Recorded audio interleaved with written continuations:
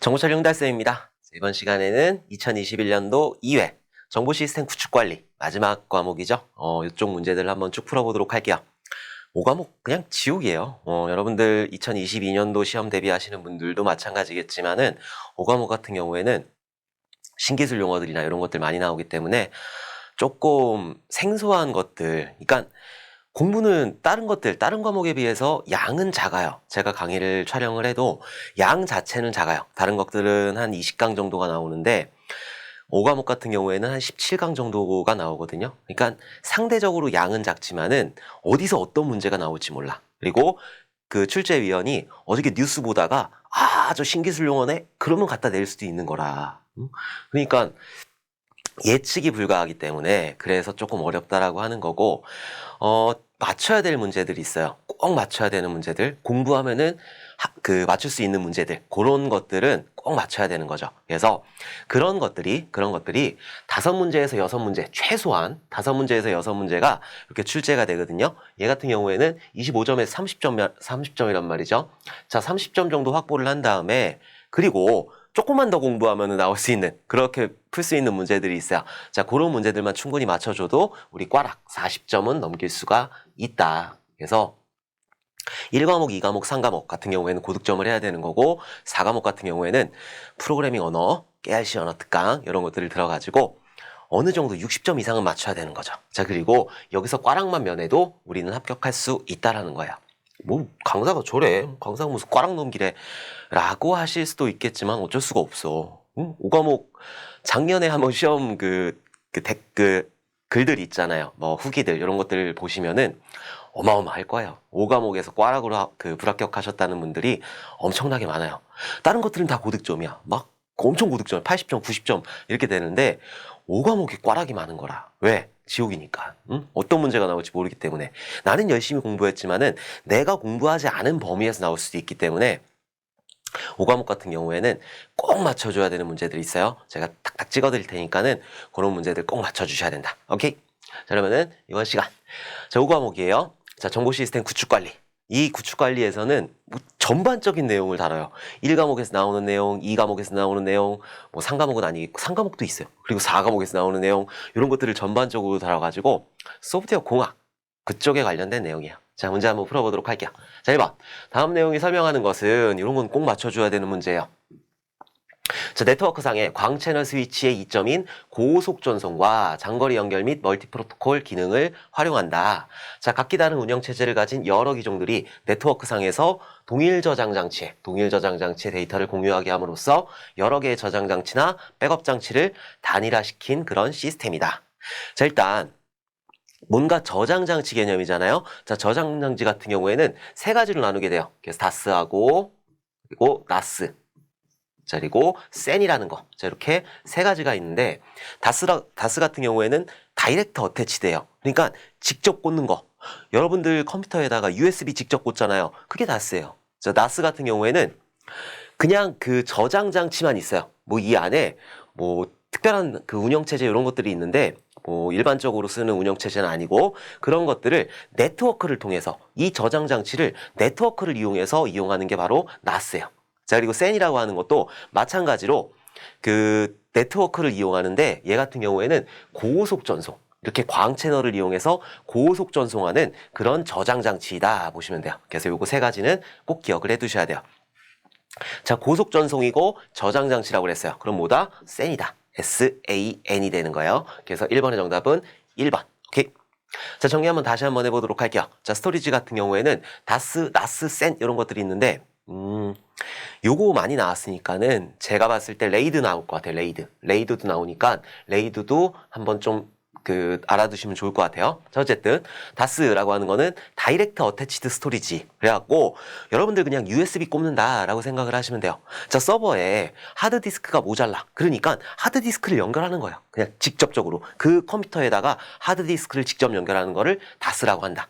자, 서버 장비에 직접 연결하여 운용하는 방식이다. 속도가 빠르고 확장은 쉽지만 근데 연결수에 제한이 있는 거죠. 여러분들 뭐 USB 포트 한 27,000개 뚫려 있나? 아니지. 한 5개, 6개 뚫려 있잖아요. 그래서 얘는 그 연결수에 한계가 있다. 자, NAS라고 하는 거는 네트워크 어태치돼요. 그래서 서버와 저장 장치 네트워크로 연결하는 방식이에요. 그래서 그 저장 장치가 있으면은 거기에는 하드 디스크만 냅다 꼽혀 있는 거지. 그 하드 디스크가 뭘로 꼽혀 있다? 레이드 방식으로 꼽혀 있게 되는 거예요. 자, 그리고 SAN이라고 하는 거는 스토리지 에어리어 네트워크. 얘는 서버와 저장 장치를 파이버 채널 스위치, 그러니까 광 채널로 연결해 가지고 고속 데이터 네트워크를 하는 거, 그걸 보고 SAN이라고 한다. 그래서 이 다스, 나스, 센은 알아두셔야 되는 거고, 레이드 장비라는 거, 레이드도 있어요. 자, 레이드 같은 경우에는 뭐냐면은 하드디스크가 있으면은 이것들을 여러 개를 꼽는 거야. 그래서 뭐 복구라든지 이런 것들을 할 때 쓰는 게 레이드예요. 레이드 0도 있고, 레이드 1도 있고, 레이드 2도 있고 여러 가지가 있는데 이 레이드에 대해서도 조금 공부를 해주셨으면 좋겠어요. 자, 2번 보도록 할게요.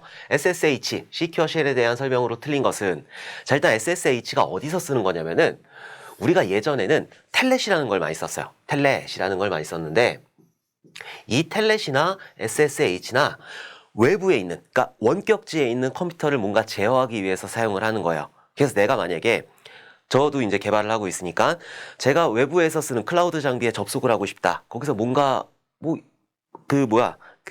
로그라든가 이런 것들 봐야 되잖아요. 자, 그런 것들을 이용할 때 요 텔넷이라든지 SSH라든지 이런 것들을 이용해 가지고 제가 그쪽 컴퓨터에 접속을 해서 보게 되는 거예요. 근데 요 텔넷이라고 하는 놈은 내가 만약에 ls 하고 명령을 날렸어요. 자, 그러면은 이 명령이 네트워크를 통해 가지고 그냥 ls가 날아가는 거야. 그냥 암호화 시키거나 그러지 않고 이 ls라는 명령이 그대로 날아가는 거지. 근데 이 SSH 같은 경우에는 시큐어 쉘이잖아요. 그러니까 이 ls라는 명령어를 조금 암호화시켜서 전송하게 되는 거예요. 그럼 받는 쪽에서는 그것들을 복호화시켜가지고 내가 볼 수 있는 명령어를 이렇게 보게 되는 거죠. 오케이? 그래서 차이점은 똑같은 일을 해요. 텔넷이나 SSH나 똑같은 일을 하는데 텔넷 같은 경우에는 그냥 접속해가지고 내가 그냥 평문을 날리는 거야, 평문을. 근데 SSH 같은 경우에는 내가 보내는 그런 평문을 암호화시켜서 날려버려요. 그래서 중간에서 뭐 감청이라든지 이런 것들을 할 수 없게 하는 거. 그걸 보고 SSH라고 한다. 전 찾아보도록 할게요. 자, SSH의 기본 네트워크 포트는 220번을 사용한다 라고 했는데 220번이 아니라 22번을 쓰고 있어요. 그래서 얘는 1번이 정답이다. 그래서 2번의 정답은 1번이 되는 거야. 자, 전송되는 데이터는 암호화가 된다. 내가 원격지에다가 뭔가 원격지 컴퓨터를 연결해가지고 명령어를 날리잖아요. 자, 그런 것들이 암호화돼가지고 전송이 되는 거예요. 자, 키를 통한 인증은 클라이언트의 공개 키를 서버에 등록해야 된다. 그래서 거기에는 접속할 수 있으면 키가 있어야 되잖아요. 그 키를 가지고 내가 암호화를 시키는 거고 이쪽에서는 그 공개 키를 개인 키를 가지고 풀어가지고 복호화시키는 거고 이렇게 사용을 한다. 자, 서로 연결되어 있는 컴퓨터 간 원격 명령 실행이나 쉘 서비스 등을 수행을 한다. 쉘 서비스라고 하는 거는 내가 명령 치는 거, 그런 것들을 수행을 하는 거를 SSH 혹은 텔넷이라고 하는데 텔넷은 암호화를 안 시키고 전송하는 거고 SSH 같은 경우에는 암호화를 시키고 전송하는 거다. 오케이? 자, 포트 한번 정리 한번 해보도록 할게요. FTP 같은 경우에는 보통 21번이라고 그래요. 근데 데이터는 20번이고 컨트롤러 21번이라고 하는데 그냥 FTP는 21번을 쓴다라고 생각을 하시면 돼요. 자, SSH 같은 경우에는 얘는 22번을 쓰는 거고 텔넷은 23번을 쓰는 거예요. SMTP 같은 경우에는 25번, DNS는 53번. 우리가 인터넷을 쓰잖아요. 그건 HTTP 프로토콜인데 얘는 80번을 써요. 자, 그리고 우리가 HTTPS라는 걸 이렇게 이용을 하는데 얘를 보고 SSL이라고 그러거든요. SSL이라고 하는데 얘 같은 경우에는 443 포트, 443번 포트를 사용을 해요. 보통은 이걸 바꿀 수는 있는데 보통은 443 포트를 사용을 한다. 자, POP3 같은 경우에는 메일을 주고받을 때 쓰는 거 SMTP나 POP3나 요거는 메일 관련된 프로토콜이에요. 110번이라는 포트를 사용을 한다. 자, 이렇게 포트는 좀 기억을 해두시면 좋을 것 같아요. 이런 것도 가끔 나오니까 요 HTTP는 80이고 SSL, HTTPS 같은 경우에는 443을 쓴다. 이런 것도 그냥 상식으로 기억을 해두시면 좋을 것 같아요. 자, 3번 보도록 할게요. CBD 소프트웨어 개발 표준 산출물 중 분석 단계에 해당하는 것은 CBD 필요 없어. 그냥 CBD고 뭐고 다 필요 없고 여기서 분석 단계에서 해당하는 산출물이래요. 자, 분석이라고 하는 거는 절차를 일단 알아야 되겠지. 물론 여러분들 많이 공부를 하셔가지고 아시겠지만 다시 한번 정리를 해보면은 처음에 계획이라는 거를 수립을 하는 거죠. 자, 계획을 하고 자, 그 다음에 뭘 해요? 분석을 하겠지. 자, 계획하고 분석하고 자, 그 다음에 분석서대로 설계를 진행을 하는 거고, 자, 그 다음에 그거를 구현을 하는 거고, 마지막으로 테스트를 하는 거고, 마지막은 아니지. 유지 운영을 하게 되는 거죠. 자, 유지 운영을 하게 된다. 자, 그래서 유지 운영 단계에서 비용이 가장 많이 발생이 되는 거고, 자, 계획 단계에서는 어떤 일들을 하냐면은 비용이라든지, 일정이라든지, 그리고 타당성 검사. 이 소프트웨어를 만들어야 되냐? 너 이거 만들어주면 잘 쓸 거니? 이런 타당성 검사를 이쪽 계획에서 하는 거예요. 그래서 보통 계획 같은 경우에는 감님이 하시는 거지. 자, 감님이 이런 계획을 한 다음에 RFP라는 문서를 날려요. RFP라는 문서들을 자기 고객들, 고객이 아니지. 자기가 알고 있는 에이전시들이나 SI들이나 그런 데다 쫙 뿌려. 그리고 이 에이전시나 SI들이 이제 그 RFP 문서를 보고 그 제안을 하는 거예요. 제안서를 작성을 해가지고 제안 PT를 해가지고 통과를 했어. 그러면은 이제부터 개발이 시작되는 거지. 자, 그럼 분석에서는 뭐를 하느냐? 사용자의 머릿속에 있는 요구사항들을 쭉쭉 뽑아내는 거예요. 그래서 여기서는 요구사항 명세서가 나와요. 요구사항 명세서. 여기서는 보통은 요구사항들을 분석을 하는 거지. 너네 이 시스템에서 어떤 기능이 있었으면 좋겠니? 라는 것들을 쭉쭉 뽑아내는 거예요.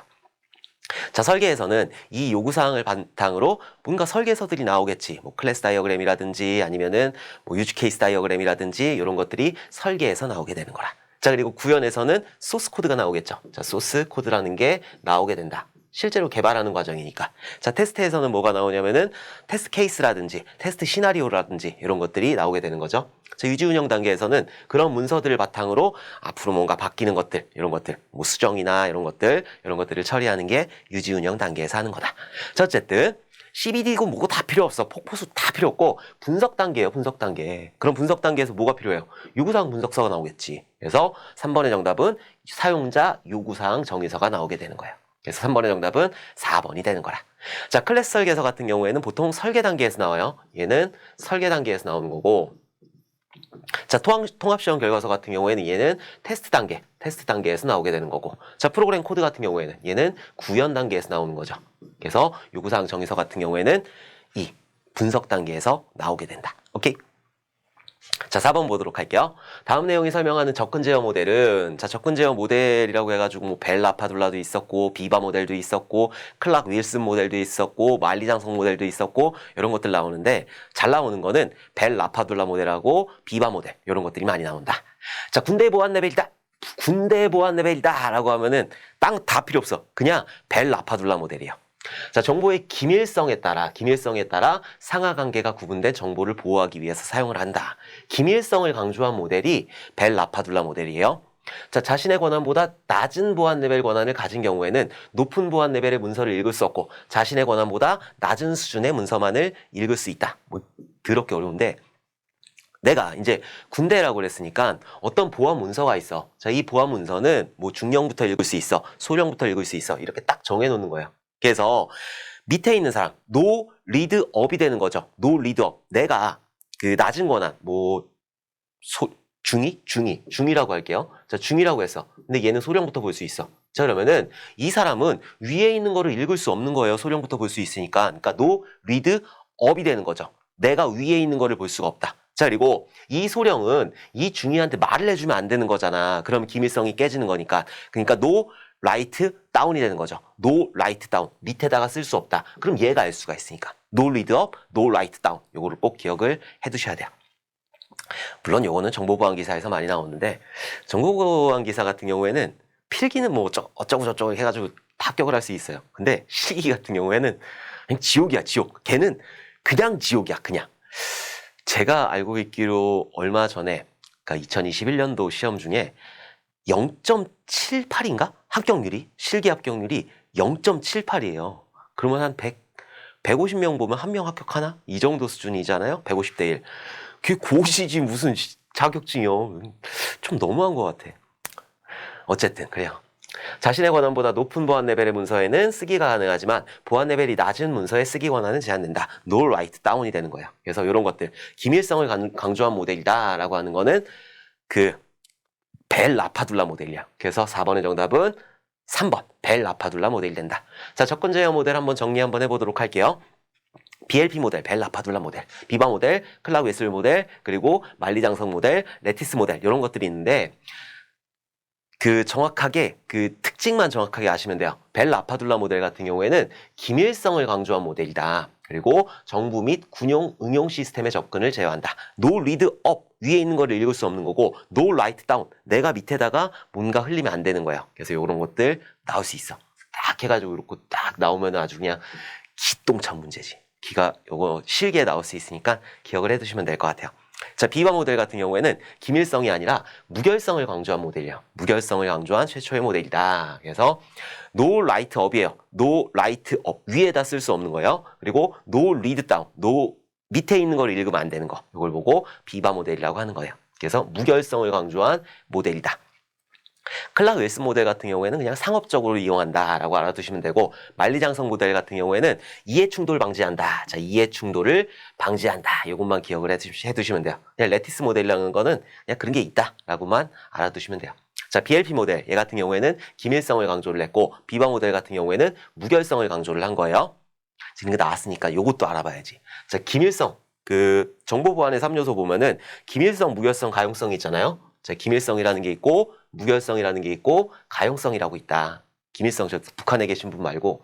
자, 기밀성이라고 하는 거는 기밀성, 무결성, 자, 그리고 가용성.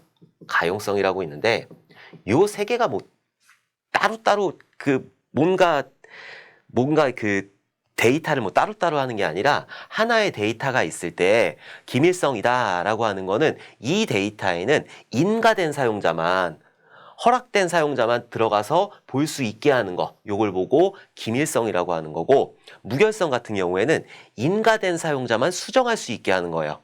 뭔가 다른 사람들이 이 데이터에 접근해가지고 수정할 수 없게 하는 거 인가된 사용자만 수정할 수 있게 하는 게 무결성이라고 하는 거고 가용성이라고 하는 거는 인가된 사용자라면은 언제든지 이 시스템에 접근해서 뭔가 이용을 할 수 있다라는 게 가용성이에요. 그래서 가용성을 해치는 공격 방법은 도스 공격이 되는 거죠. 도스 공격. 오케이? 이것도 꼭 기억을 해두셔야 돼요. 자, 접근 제어 모델, 비바 모델, 벨 라파둘라 모델, 비바 모델, 클라크 윌슨 모델, 만리장성 모델, 레티스 모델. 요거 특징들 꼭 기억을 해두셔야 된다. 오케이? 이런 것들은 꼭 맞춰야 되는 거야. 자, 접근 통제 모델, 그러니까 그 비바 모델 이런 거 말고 어떻게 통제를 하느냐. 그래서 맥덱, 알백이라는 것도 있었죠. 요것도 시험에 잘 나와요. 그래서 맥이라고 하는 거는 강제적 접근 통제이고 덱이라고 하는 거는 인위적 접근 통제이고 알백이라고 하는 거는 역할 기반 접근 통제예요. 자, 차이점이 뭐냐면은 강제적 접근 통제 같은 경우에는 뭔가 문서가 있으면은 이 문서에다가 관리자가 딱 설정을 하는 거야. 보안 설정을 하는 거예요. 얘는 어디 이상 읽을 수 있어. 뭐 중령 이상 읽을 수 있어. 소령 이상 읽을 수 있어. 이렇게 관리자가 설정을 하는 거. 그걸 보고 강제적 접근 통제라고 하는 거고 임의적 접근 통제 같은 경우에는 소유자가 내가 이걸 가지고 있어. 관리자가 아니라 내가 이거를 가지고 있는 소유자라면은 이 소유자가 넌 친하니까 이거 읽을 수 있어. 너 친하니까 이거 읽을 수 있어. 넌 나랑 안 친하잖아. 넌 읽을 수 없어. 이렇게 하는 게 임의적 접근 통제예요. 자, 그리고 역할 기반 접근 통제, 알백이라고 하는 거는 역할을 주는 거지. 그래서 뭐 회사다 그러면은 영업부에서 읽을 수 있는 거, 뭐 개발팀에서 읽을 수 있는 거 이런 것들 역할 기반으로 접근 통제하는 게 알백, 역할 기반 접근 통제이다.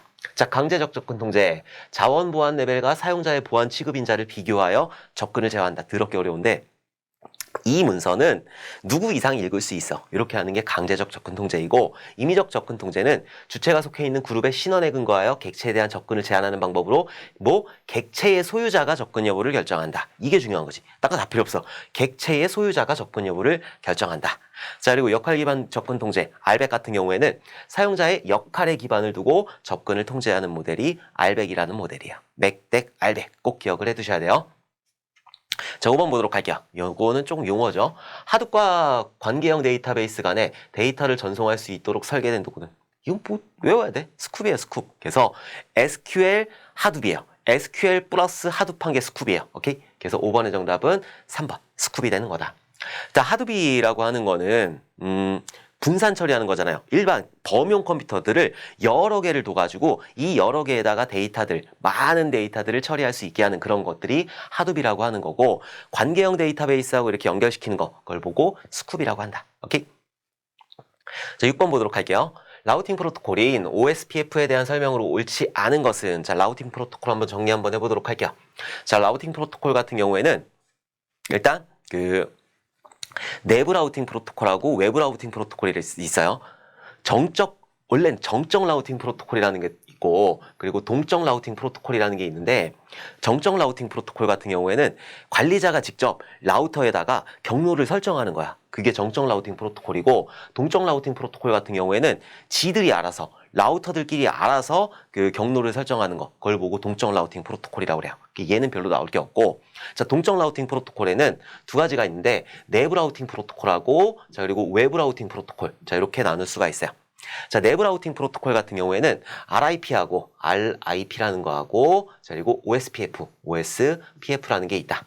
자, 외부 라우팅 프로토콜 같은 경우에는 얘는 BGP라는 게 있어요. BGP.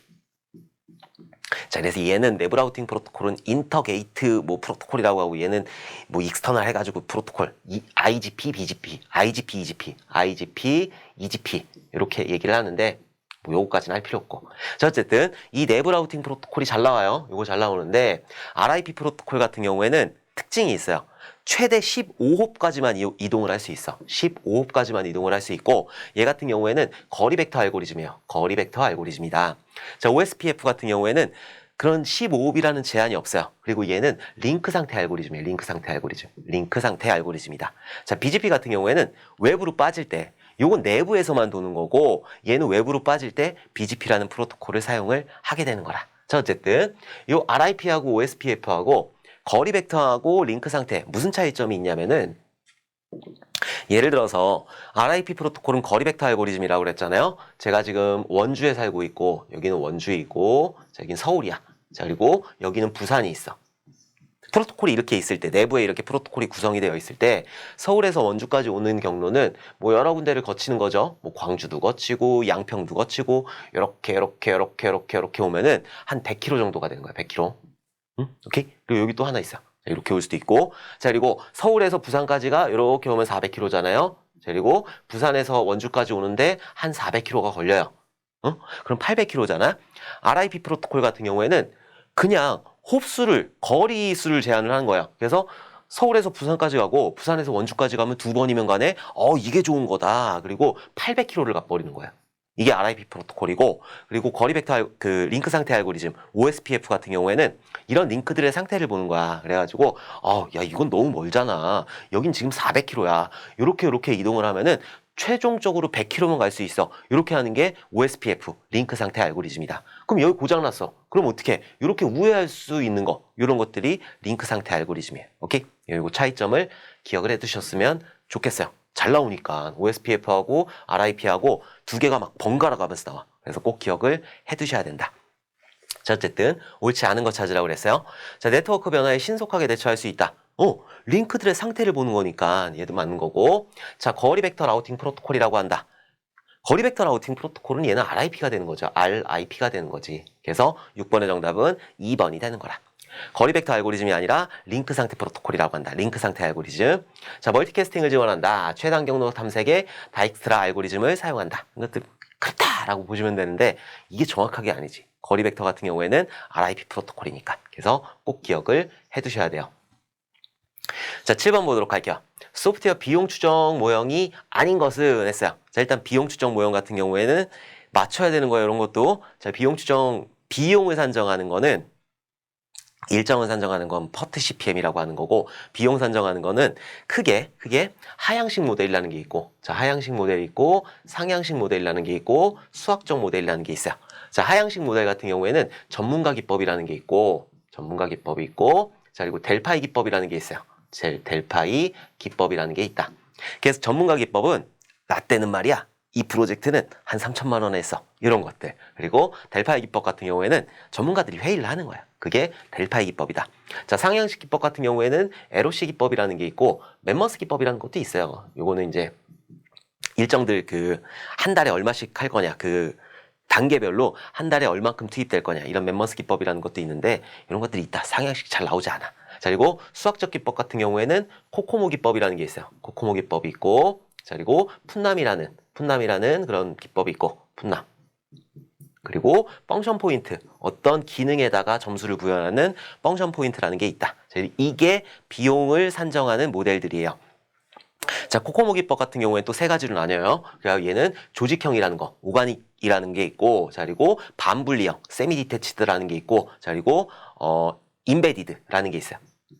자, 오가닉 같은 경우에는 조직형인데 5만 라인 이하인 거, 자, 5만 라인 이하인 거고, 세미 디태치드 같은 경우에는 30만 라인 이하인 거, 자, 그리고 임베디드 같은 경우에는 30만 라인 이상인 거, 자, 이렇게 분리를 하게 된다. 자, 푼납 모형 같은 경우에는 랠리 노든 곡선을 이용한다라는 거 꼭 기억을 해두셔야 되는 거고, 자, 그리고 슬림이라는 비용 자동화 추정 도구, 그런 것들을 이용한다. 슬림하고 랠리 노든을 꼭 기억을 해두시면 돼요. 자, 그리고 펑션 포인트 같은 경우에는 그 데이터 입력이라든지 출력이라든지 명령어라든지 이런 데다가 점수를 줘가지고 비용을 산정하는 그런 모델이 펑션 포인트라고 한다. 오케이? 어쨌든 비용 추정 모형이 아닌 것이라고 했으니까 코코모 맞죠?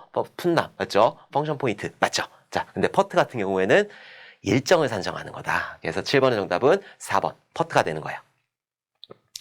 자, 수학적 산정 기법 다시 한번 정리해보면은 코코모라는 게 있고 푼납이라는 게 있고 펑션 포인트라는 게 있어요. 자, 코코모 개발할 소프트웨어의 규모를 그런 LOC, 그러니까 라인 오브 코드, 그러니까 라인 수를 예측하는 거예요. 라인 수를 예측한 후에 소프트웨어 종류에 따라 각 비용 산정 공식에 대입해 비용을 산정한다. 조직형, 오가닉 같은 경우에는 5만 라인 이하이고 반분리형 같은 경우에는 30만 라인 이하이고 그리고 내장형, 임베디드 같은 경우에는 30만 라인 이상이 되는 거다. 자, 푼납 모형 다 필요 없고 랠리 노든 곡선의 노력 분포도를 기초로 한다. 요거를 꼭 기억을 해두셔야 돼요. 랠리 노든 나오면은 그냥 푼납이야. 자, 그리고 슬림이라는 그런 자동화 추정 도구 이런 것들을 이용한다라는 거 꼭 기억을 해두셔야 된다. 자, 펑션 포인트 같은 경우에는 데이터의 기능이라든지 아니면 트랜잭션 기능이라든지 입력이라든지 출력이라든지 명령어라든지 이런 거에다가 점수를 줘가지고 비용을 산정하는 기법이 펑션 포인트라는 기법이다. 꼭 기억을 해두셔야 돼요. 너무너무 잘 나와.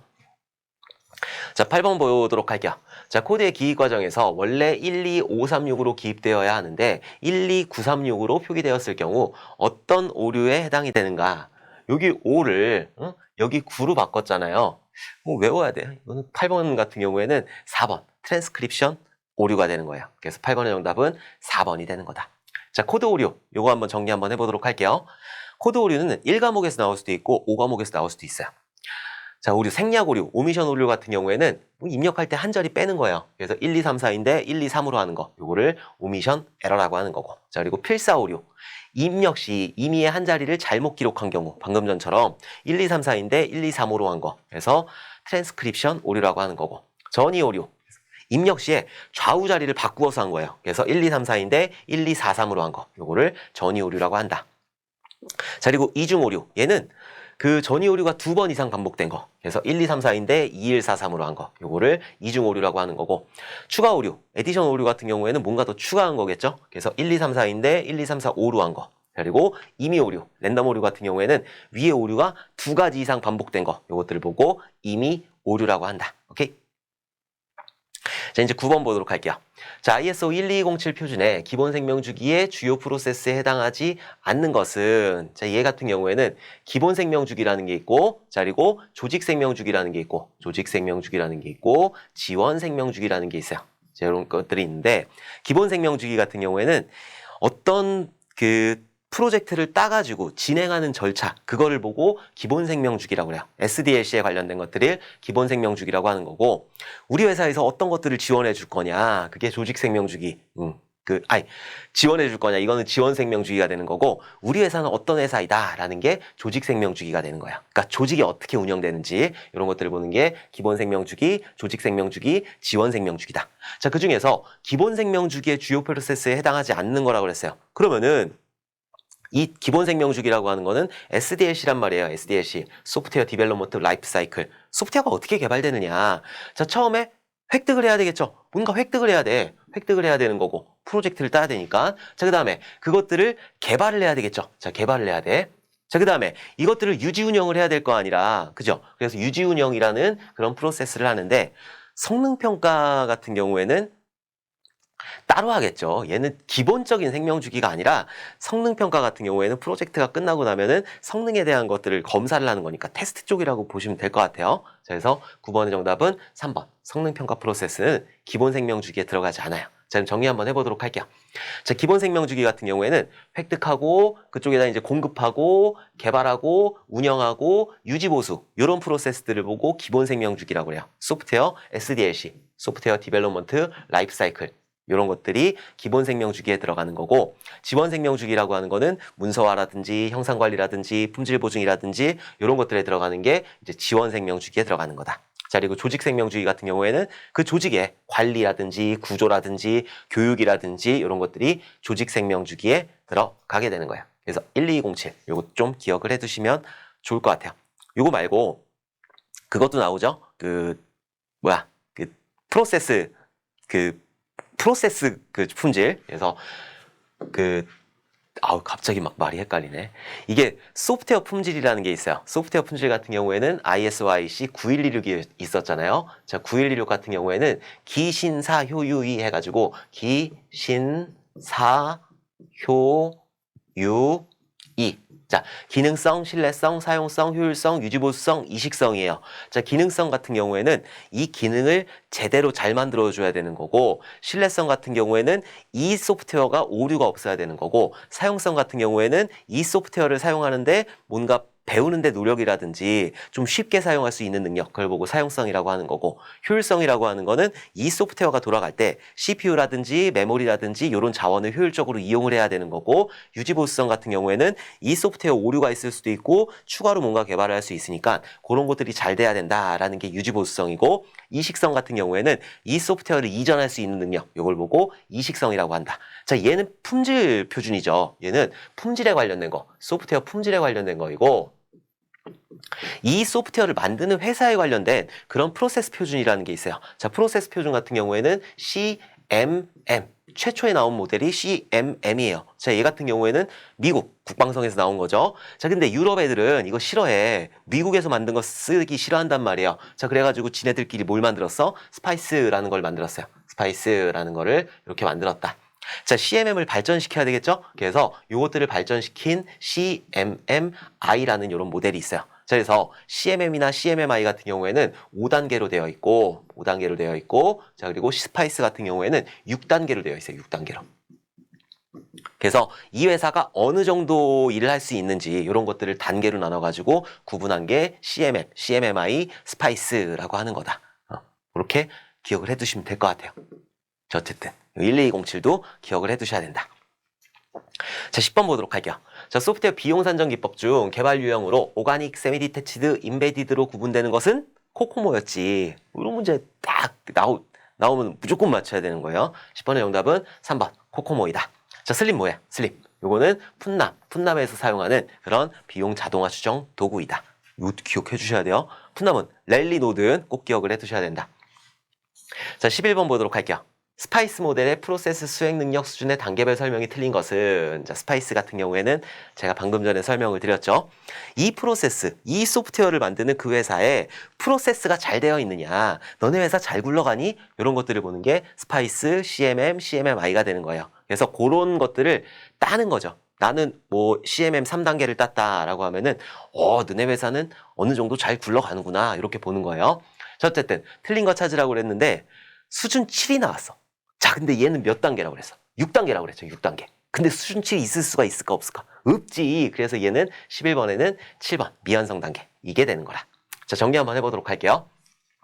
자, 스파이스 같은 경우에는 ISO 1504라고도 하는 거고 레벨 0이 있어요. 불완전 수준인 거지. 얘 같은 경우에는 그냥 일을 맡겼어. 회사에다 일을 맡겼는데 어떻게 하긴 하는데 얘는 좀 불안한 거예요. 얘한테 맡기면은 얘네들이 할 수 있을까 없을까 이렇게 불안한 수준이 이 불완전 수준 레벨 0이 되는 거고, 수행 수준 같은 경우에는 맡기면은 어떻게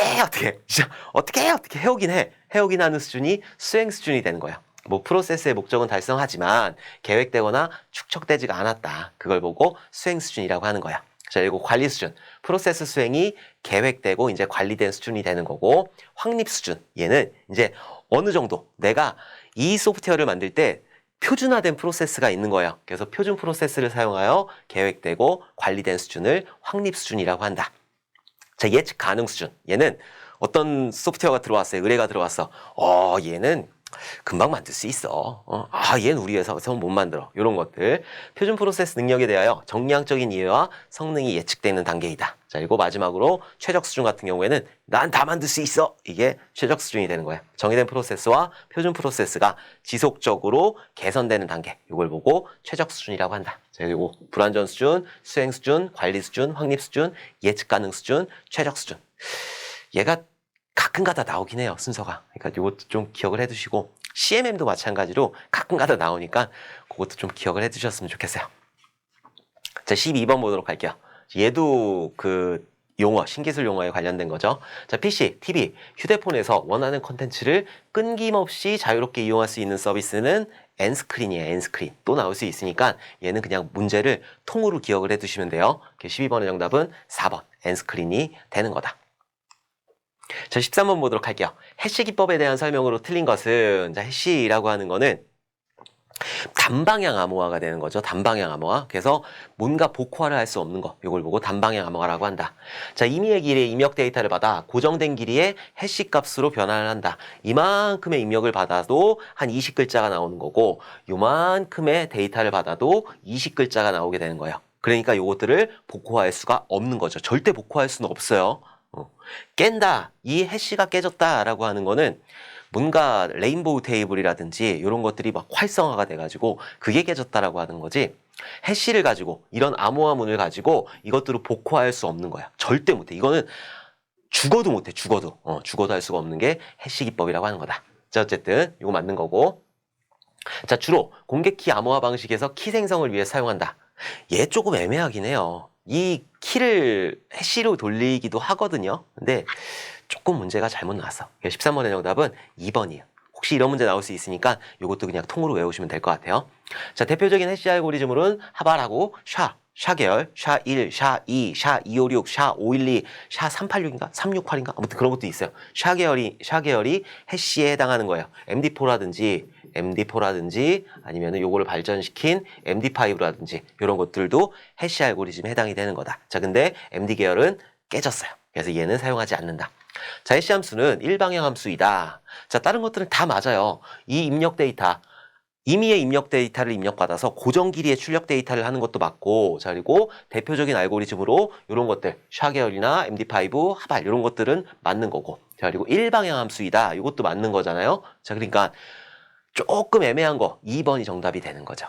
그래서 이런 문제는 사실 조금 애매하긴 해요. 그 공개키 암호화 방식에서 키 같은 경우에는 해시 알고리즘을 돌리긴 하거든요. 근데 조금 애매하긴 해. 자, 어쨌든 13번의 정답은 딴 것들 1번, 3번, 4번은 정확하니까. 그래서 2번이 정답이 되는 거라.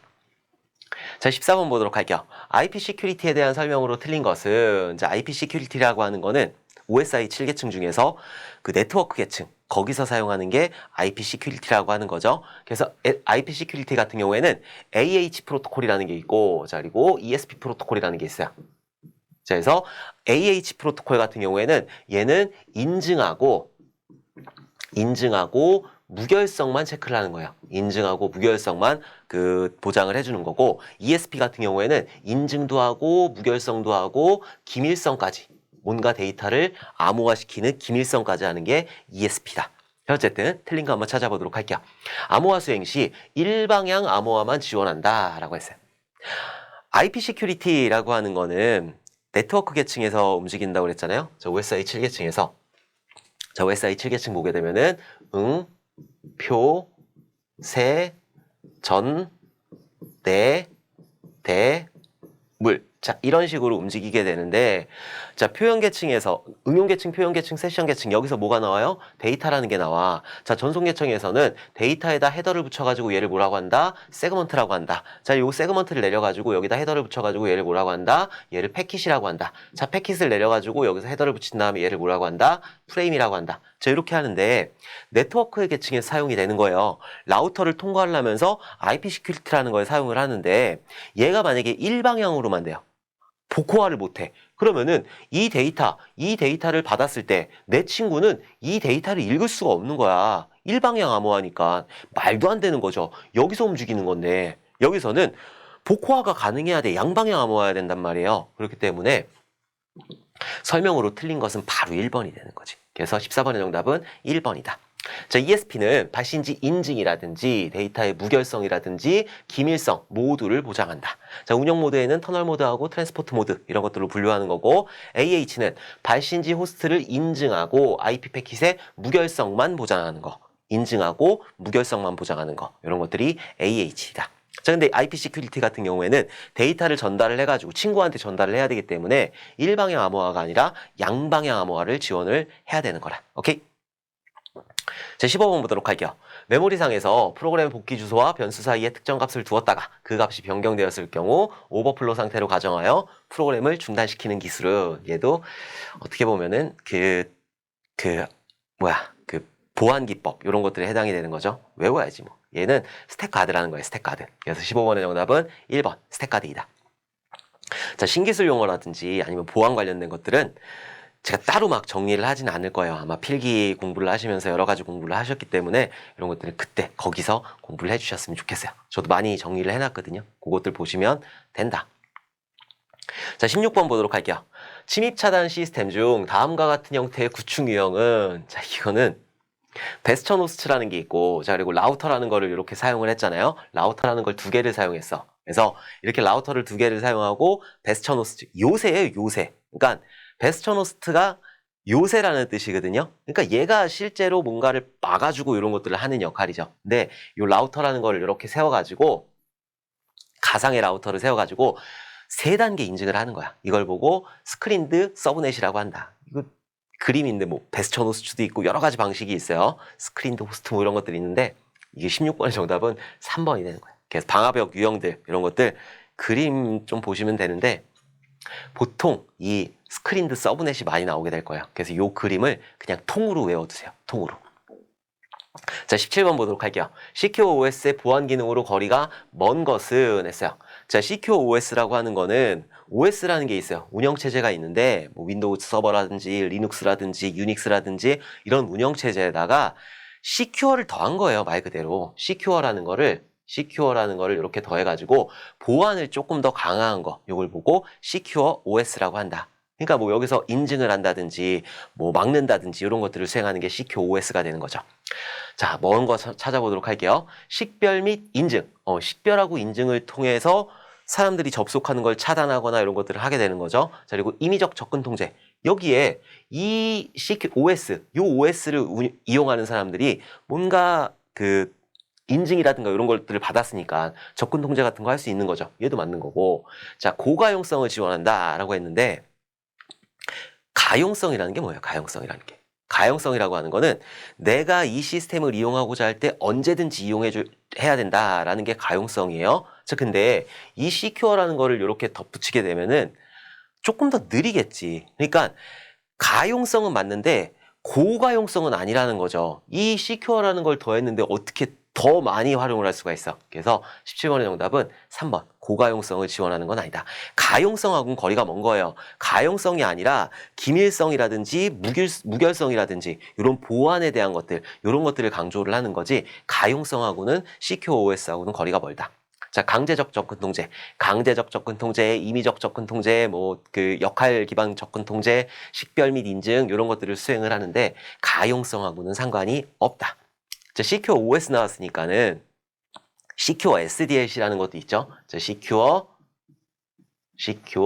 SDLC. 자, 이런 것도 가끔 나오니까 Secure SDLC라고 하는 거는 우리가 개발을 하는 그런 과정들 있잖아요. 자, 거기다가 뭐를 더해? Secure.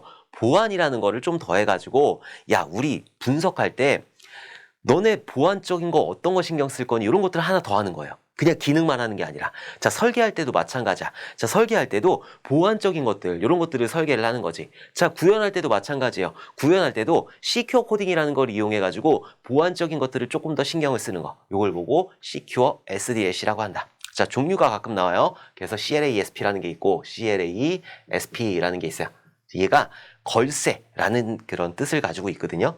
얘는 특징을 알아주시면 돼요. SDLC 초기 단계부터 이제 적용을 하는 게 CLASP라고 하는 거예요. 자, 그리고 MSSDL이라는 게 있어요. 자, MSSDL이라고 있는데 얘 같은 경우에는 MS사에서 만든 거예요. 마이크로소프트사에서 자기네들이 이런 SDLC 개발하는 거에다가 보안을 적용하자라고 하는 MS SDL이라는 게 있어요.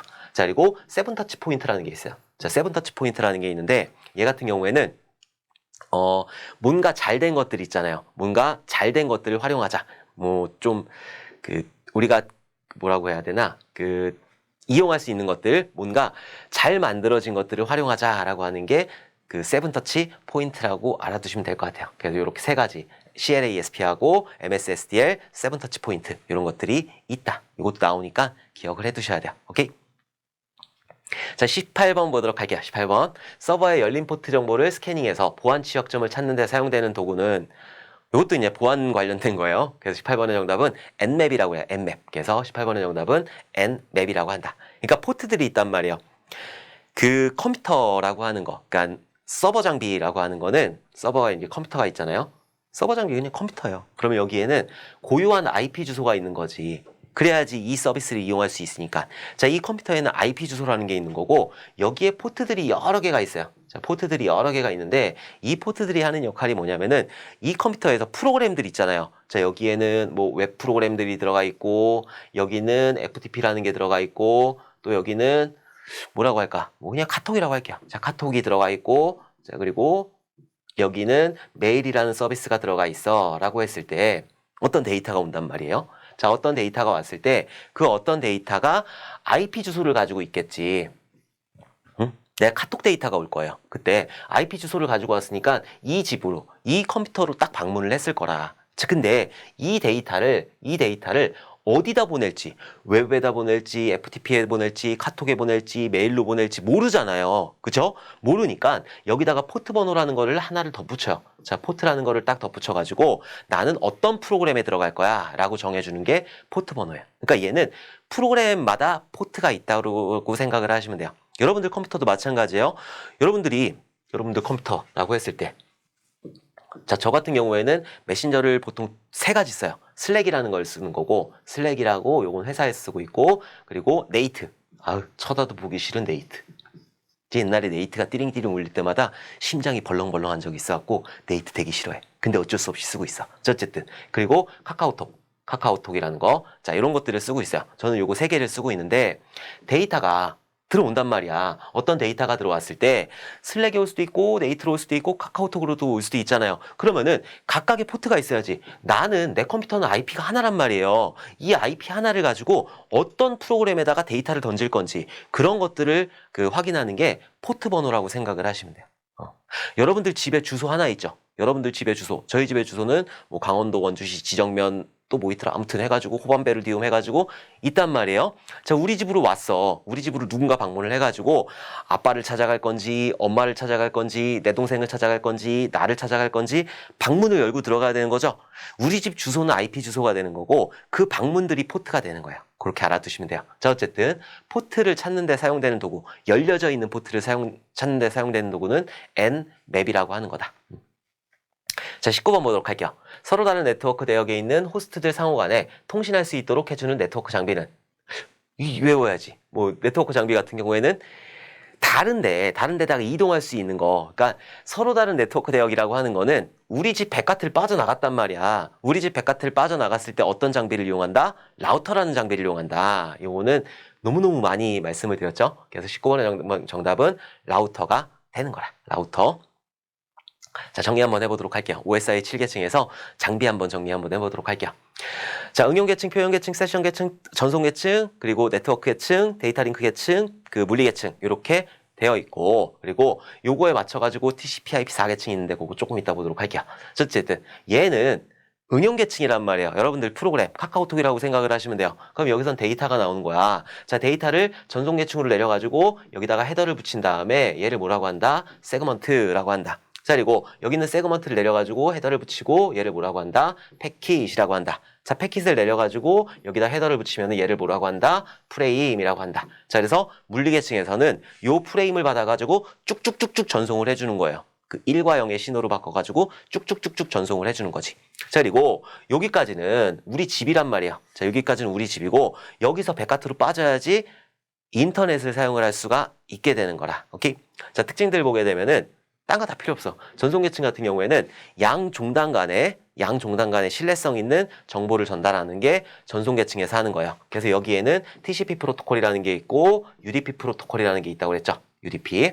자, TCP 프로토콜 같은 경우에는 연결지향형이에요. 그래서 3웨이 핸드쉐이킹을 한 다음에 실제로 가상회선을 확립시켜 놓고 그리고 나서 데이터를 전송하는 거를 TCP라고 하는 거고, UDP라고 하는 거는 냅다 던지는 거. 그걸 보고 UDP라고 한다. 자, 그리고 데이터 링크 계층 같은 경우에는 얘도 신뢰성 있는 정보를 전달을 해요. 근데 얘는 양 종단 간이 아니라 인접해 있는 노드 간에 신뢰성 있는 정보를 전달하는 걸 데이터 링크 계층이라고 한다.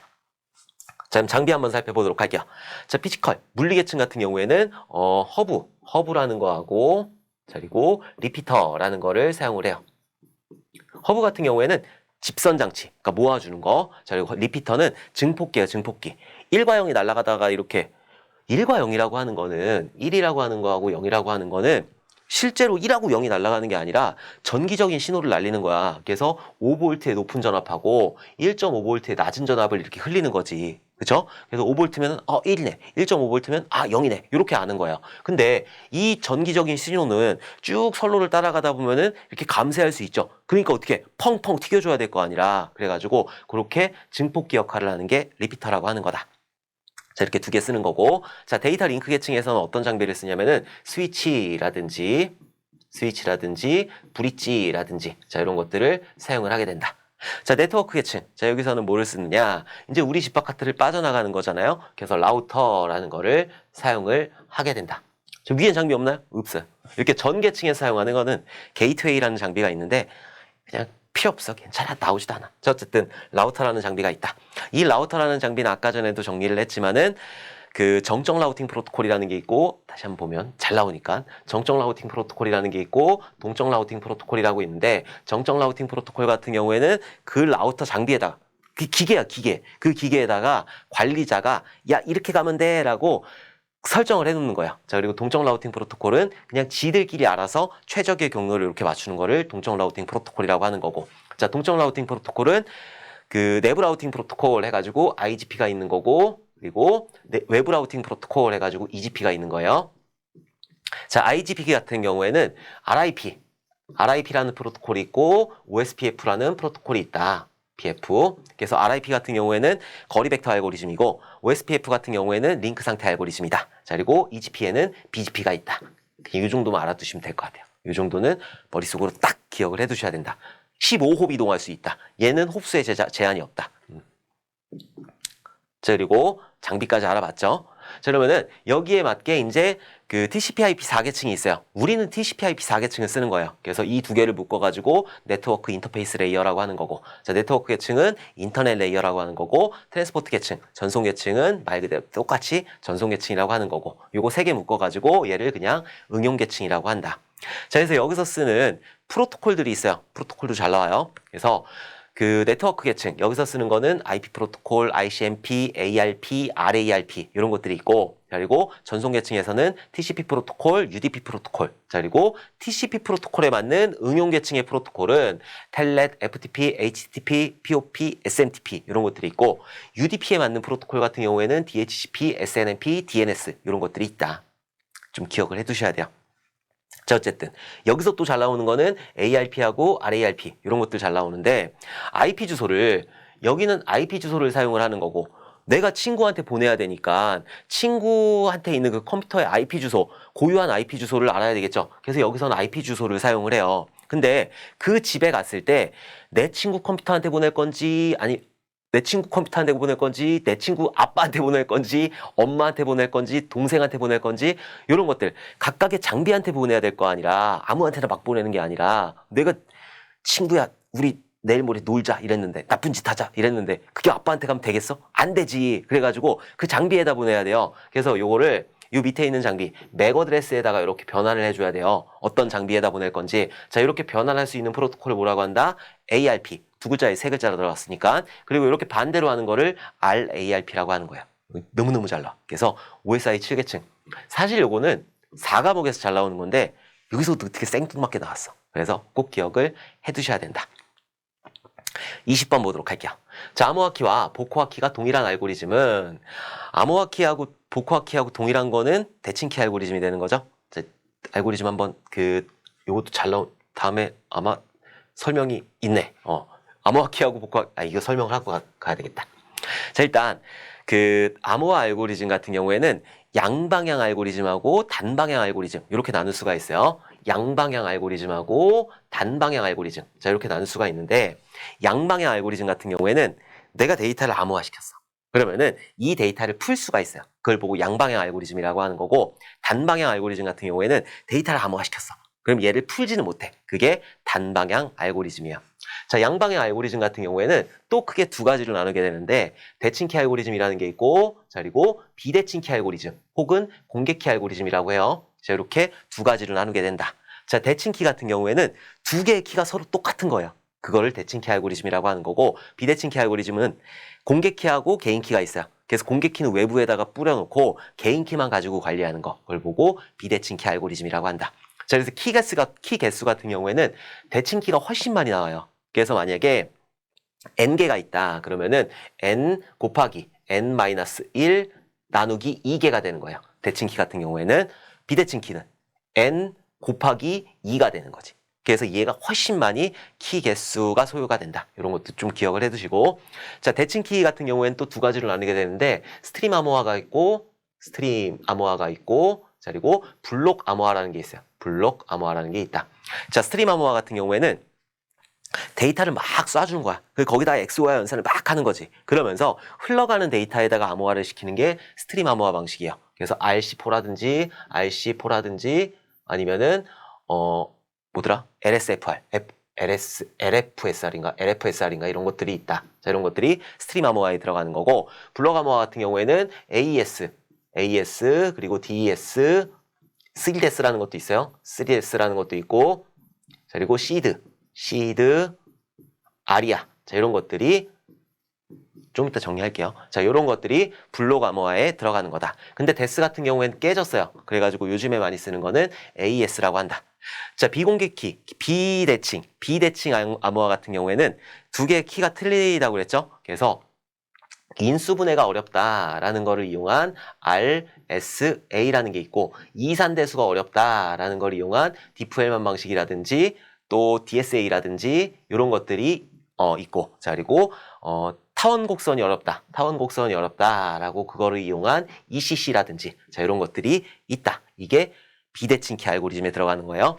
자, 그리고 단방향 암호화 같은 경우에는 너무 많이 썼네. 단방향 암호화 같은 경우에는 MD4라든지 요것들을 발전시킨 MD5라든지 자, 이런 것들이 있고 샤 계열 샤1, 샤2, 샤256, 샤512 이런 것들이 있고 아까 전에 하발 이런 것도 있었죠. 자, 이런 것들도 있다. 자, 이렇게 기억을 해두시면 될 것 같아요. 자, 어쨌든 암호화 키하고 복호화 키가 동일한 알고리즘이라고 하면은 RSA 같은 경우에는 얘는 공개키 알고리즘이기 때문에 두 개가 틀려요. 자, 그리고 DSA도 마찬가지고 ECC도 마찬가지고 자, 요거 세 개는 전부 다 공개키 알고리즘에 들어가는 거고 AES 같은 경우에는 대칭키 알고리즘. 그러니까 암호화 키하고 복호화 키가 동일한 알고리즘이 AES가 되는 거죠. 그래서 정답은 2번이 되는 거라. 자, 그럼 정리 한번 해보도록 할게요. 자, 대칭키 알고리즘에는 스트림 암호화 방식하고 블록 암호화가 있는데 LFSR이라는 게 있고 RC4라는 게 있고 얘가 대표적이에요. 자, 블록 방식 같은 경우에는 DS, AES, IDEA, SEED, ARIA 이런 것들이 있다. 자, 그리고 비대칭키 얘는 인수분해가 어려워라는 거를 이용한 RSA, 로빈 이런 것들이 있고 얘가 대표적이에요. 얘가. 자, 이산대수가 어려워라고 하는 디프엘만이나 엘가말이나 DSA 이런 것들이 있고 자, 타원곡선이 어려워 이런 것들을 이용한 ECC 이런 것들이 있다. 오케이? 자, 이렇게 해서 우리 정보 시스템 구축 관리 쪽 문제들을 한번 쭉 풀어봤어요. 맞춰야 되는 것들은 여러분들 비용 산정이라든지 일정이라든지 뭐 암호화라든지 이런 것들이 있잖아요. 이런 것들은 정확하게 맞춰주셔야 돼요. 이런 것들이 5문제에서 6문제, 많게 나오면 10문제까지도 나와요. 이런 것들을 맞추면은 여러분들 충분히 합격하실 수가 있어요. 1과목, 2과목, 3과목 같은 경우에는 어느 정도 고득점을 해주셔야 되는 거고 4과목은 깨알시 연화 특강을 들어주셔야 되는 거고 자, 그리고 5과목에서는 꽈락을 넘겨야 되는데 꼭 맞춰야 되는 문제들 그런 것들은 꼭 맞춰주셔야 된다. 자, 이렇게 이 문제답 이렇게 하지 않고 주저리 떠드는 게, 나 말 잘한다. 이게 아니에요. 나 말 못해. 그게 아니라 여러분들 합격을 해야 되니까. 이런 것들이 나오니까 문제답 해가지고 그런 것들 외우는 것도 좋지만은 조금 더 알아서 다른 문제가 응용이 될 수 있기 때문에 이런 것들을 주저리 말씀을 드리는 거예요. 그래서 저도 말 되게 많네 이렇게 생각하지 마시고 잘 들어주셨으면 좋겠어요. 자, 이번 시간 여러분들 너무너무 고생 많으셨고 우리 다음 시간에 웃는 얼굴로 다시 뵙도록 하겠습니다. 감사합니다.